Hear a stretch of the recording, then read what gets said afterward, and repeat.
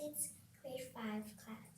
Today I'm going to present and explain the topic chemical changes in matter and physical changes in matter.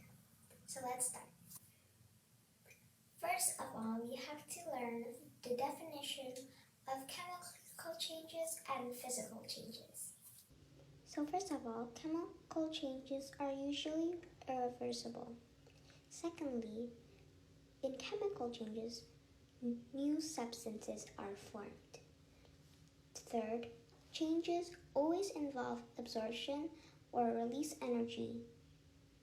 And fourth, have a direct effect on the chemical bonds of molecules in a substance. Now for physical changes, they are 1. Usually reversible. 2. No new substances are formed in physical changes. 3. Some changes occur when heating or cooling is done. And lastly, physical changes have no effect on the chemical bonds of molecules of a substance. Now I am going to do some experiments involving physical changes and chemical changes. So, a physical change in an ice cube from solid to liquid is a very well-known physical change.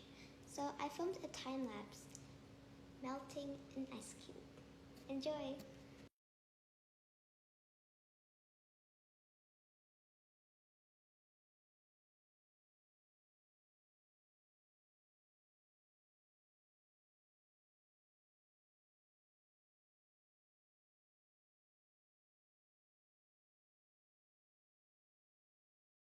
Now this is another example of a physical change. You can tell it's a physical change because no new substance is created. Even though I'm ripping out the paper to different shapes and sizes, it's still a paper. So you know it's a physical change. So now we're going to move on to the chemical changes. In this video, you can see my sister cooking an egg. This is a chemical change because the raw egg changes color, produces a smell, and becomes cooked. And another reason why this is a chemical change is because this process is not reversible. You cannot make a cooked egg back to a raw egg again.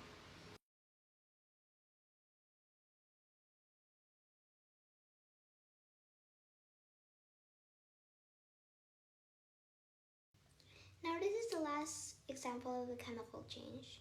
This is a matchstick that is on fire. And a matchstick on fire gives a great example of wood turning to ash. Slowly, if you light a matchstick, you can see that the wood is turning black gradually, time to time. This is called wood turning to ash, and it is a chemical change because you cannot reverse it. Thank you for watching my presentation about chemical changes and physical changes.